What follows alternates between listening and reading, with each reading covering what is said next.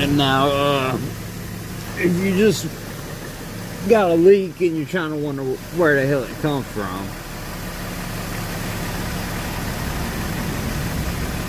alright, you can see how it's dripping running around down the rail.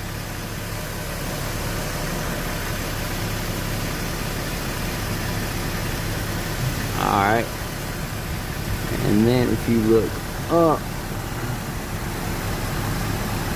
see right in there,